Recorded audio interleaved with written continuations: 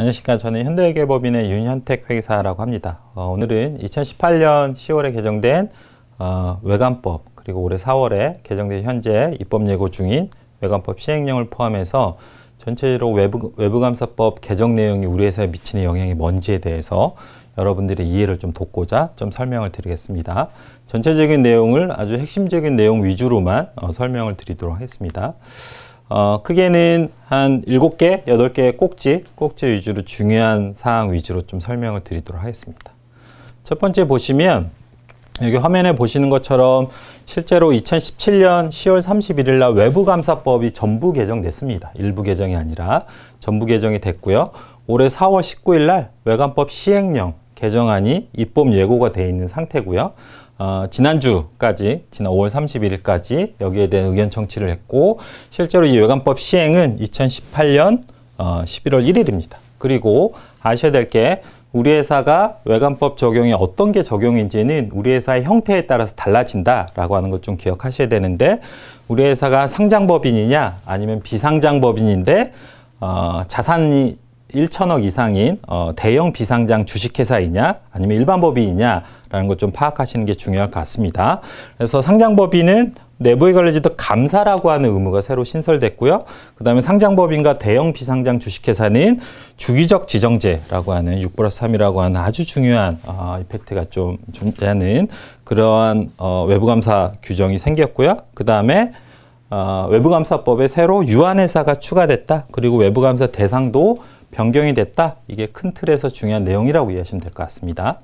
첫 번째 주기적 지정인 6+3이라고 해서 기본적으로 아주 큰 틀의 변화인데 6년 동안 감사인을 과거 6년 동안 자유선임을 했으면 향후 3년은 금융감독원에서 지정하는 감사인을 통해서 감사를 받아야 됩니다라고 하는 거고요. 이 대상은 상장법인 그리고 소유경영 미분리 대형 비상장회사, 좀 말이 길지만 대형 비상장회사, 앞에서 말씀드린 자산이 1,000억 이상인 비상장 회사 중에서 소유경영 미분리라 함은 대표이사가 회사의 최대 주주 50% 이상을 소유하고 있는 회사를 의미합니다. 두 회사는 6년 동안 자유선임을 했으면 향후 3년은 지정감사를 받아야 된다라고 하는 거고요.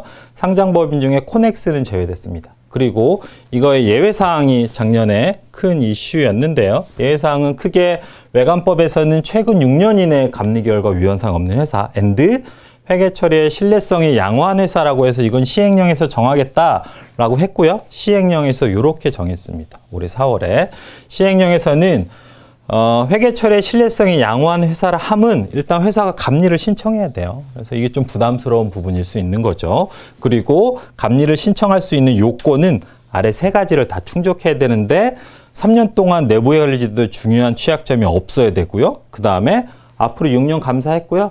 향후 차기 감사인도 우리가 새롭게 변경 선임할 겁니다. 라고 하는 거, 교체를 확약하는 확약서를 증선위에 제출해야 되고, 세 번째는 어찌됐건 우리 회사는 과거 6년 동안 감리를 받지 않았어야 됩니다. 그래서 감리를 받거나 감리를 받지 않거나 두 회사 중에 예외사항에 해당되면 이 주기적 지정제에서 빠질 수는 있는 그런 사항이 되는 거죠. 이거는 2020년부터 적용입니다. 2024년도부터.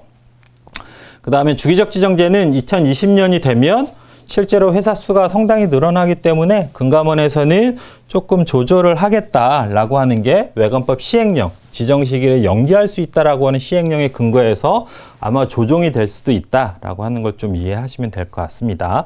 그리고 참고로 말씀드리면 올해 2018년에 감사계약을 새로 3년 동안 체결했으면 18, 19, 20, 3년 동안 현행 감사인과 감사계약을 체결하고 2021년부터 주기적 지정제 대상이 된다라고 하는 것도 좀 참고로 알아두시면 좋을 것 같습니다. 두 번째, 주기적 지정제 말고 금융감독원에서 특정 사유에 의해서 직권으로 지정하는 직권지정제 사유가 추가됐습니다. 꽤 많이 추가됐는데요.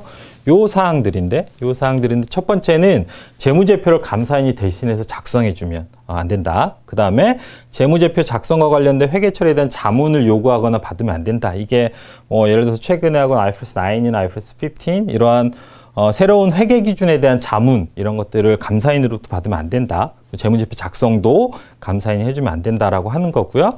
그다음에 재무 상태가 취약한 주권 상장법인이라는 게 또 새롭게 들어왔는데 기존의 재무 기준에 대한 감사인 지정제가 있었는데요.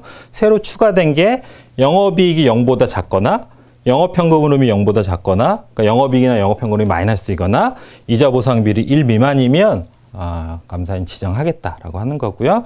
표준감사 시간, 뒤에서 말씀드리겠지만 외부감사법에 표준감사 시간이라고 딱 들어가 버렸습니다. 그래서 외부감사법에 있는 표준감사 시간보다 회사의 감사인이 현저히 낮은 수준의 감사 시간이 투입되면 감사증권선물위원회에서 지정하겠다라고 하는 거고요.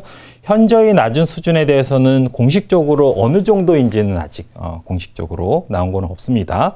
그다음에 추가적으로 특히 좀 아셔야 될 게 상장법인 중에 과거 3년 동안 최대 주주 변경이 2번 이상이거나 대표이사가 3번 이상 변경되면 이 회사도 지정하겠다라고 하는 거고요. 감사인 지정 사유는 추가적으로 투자주의 환기 종목으로 지정된 코스닥 상장도 있고요. 그다음에 지금 현재 시행하고 있는 주총 6주 전, 주총 4주 전 별도 연결재무제표 제출 의무를 이행하지 않은 회사도 감사인을 지정하겠다라고 하는 게 지금 현재 직권지정제에 추가적으로 추가된 사유라고 하는 걸 좀 이해하시고요. 이것들은 실제로 2018년 사업년도부터 바로 적용입니다. 그래서 좀 기억을 하셔야 될 것 같습니다. 그리고 지금 현재 16년, 17년에 감사인 지정 사유가 이런 게 있고요. 이런 게 실제로 내부의 권리도 미비, 소유 경영 미분리 이런 것들은 이제 향후에 감사인 지정 사유에서 빠질 거고 앞에서 말씀드린 새로운 지정 사유들이 들어올 것으로 예상이 됩니다. 세 번째는 외부감사인 선임과 감사 계약 절차에 대해서 말씀드리는데 지금 현재 외부감사인 선임은 경영진이 하고 감사위원회 또는 감사가 승인했는데 지금 감사인 선임 권한을 감사위원회 또는 감사로 이관했습니다. 이렇게 되는 거고 두 번째는 꼭 아셔야 될 게 감사계약 체결 시기가 좀 바뀌었는데요. 감사계약 체결 시기 지금은 사업년도 종료 후 4월 말 그래서 최근에 4월 말까지 감사계약을 체결하는데 이게 기본적으로 사업년도 개시 이후 45일입니다. 그러면 2월 중순 이전에는 모든 감사계약이 완료가 돼야 되고요. 특히 상장법인, 자산 2조 이상인 상장법인과 금융회사는요. 전년도 말 감사하기 전년도 말에 감사계약을 체결해야 된다라고 하는 거고요. 이거는 2019년 감사인 선임부터다라고 하는 걸 기억하셔야 될 것 같고요. 상계사업년도 의무계약은 현행은 상장법인만 대상이었는데 1,000억 이상인 대형 비상장도 이제 3년 계약을 해야 됩니다. 그리고 금융회사도 이제 3년 계약을 해야 됩니다. 이게 조금 큰 변화라고 할 수 있습니다. 그리고 내부의 관리제도 감사라고 하는 게 지금 현재는 검토만 했고요. 검토로서는 회사의 내부회계 관리제도에 대해서 뭔가 좀 소홀히 하고 있는 게 있으니 이걸 미국과 똑같은 감사 수준으로 상향하는 거죠. 감사인의 의무를 감사 의견을 주도록 돼 있고 그래서 내부의 감사 의무는 실제로 상장법이면 해당되는데 자산별로 시행 시기를 좀 구분했습니다. 그런데 당장 자산이 2조 이상인 회사들은 2019년부터이기 때문에 지금 꽤 많은 2조 이상의 상장법인들이 내부의 업데이트, 감사를 위한 업데이트를 수행하고 있는 거죠. 그리고 감사 기준도 조만간에 제정될 예정입니다. 요거는 감사위원회의 역할에 대해서 말씀드린 거라서 그냥 추가 참고로만 알아두시면 될 것 같고요. 그 다음에 표준감사 시간을 도입하게 됐고요. 표준감사 시간은 실제로 외관법에 들어오면서 일단 회사가 감사 시간을 몇 시간 썼는지 지금은 어떠한 제재도 없었지만 지금 표준감사 시간을 제정을 해서 표준감사 시간에 현저히 미달하면 회사는 감사인 지정하겠다라고 하는 거고요. 회계법인, 감사인의 입장에서는 우리가 지정받을 수 있는 지정점수가 차감되기 때문에 표준감사 시간이 아주 예민한 사항이긴 한데 아직 항공회에서 제정안을 공고하지 않았습니다.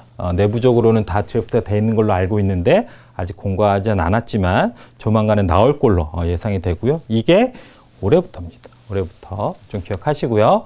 외부감사 대상 회사의 변동입니다. 이거는 기존의 외부감사 대상 회사는 자산총액 120억 이상 이 기준이 바뀌어서 자산 100억, 부채 70억, 매출 100억, 종업원수 100인 미만 이 네 가지 중에 세 가지를 충족하면 외부감사 대상에서 빠지는 소규모 회사고 세 가지 충족하지 않으면 외부감사 대상에 포함된다라고 하는 거고요. 그래서 매출액 기준이 들어왔다고 하는 게 좀 특이한 거고요. 이로 인해서 주식회사는 한 700개 정도 늘 걸로 예상이 되고 유한에서는 새로 들어오는 게 한 3,500개 정도 예상이 됩니다. 이거는 2020년부터 적용 대상이고요. 분식회계와 부실감사에 대한 여러 가지 제재들 이런 것들은 기존에 있는 거에서 특히 경과실이 아닌 고의나 중과실에 의한 경우에는 회사뿐만이 아니라 회사의 임원, 감사인도 그 과징금이라고 하는 그러한 제도, 그 제재 사항이 들어간다라고 하는 거고요. 전체적으로는 분식회계와 부실감사에 대한 제재가 상향이 됐다라고 하는 걸 좀 기억을 하시면 될 것 같습니다.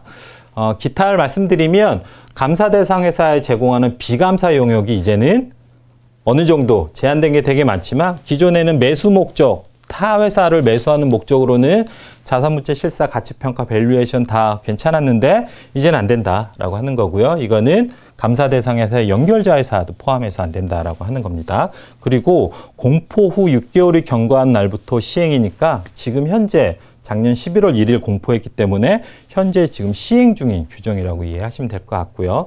나머지 상장법인 감사인 등록제는 회계법인은 품질관리 수준이 있는 회사만 상장법인을 감사하겠다라고 하는 거고 법률명이 주식회사의 외부감사에 관한 법률이 아니라 주식회사 등이라고 해서 유한회사를 추가했다라고 하는 정도를 이해하시면 될 것 같습니다. 이상으로 2018년에 개정된 외감법과 올해 개정된 외감법 시행령 입법 예고된 사항의 핵심적인 사항을 말씀드렸습니다. 감사합니다.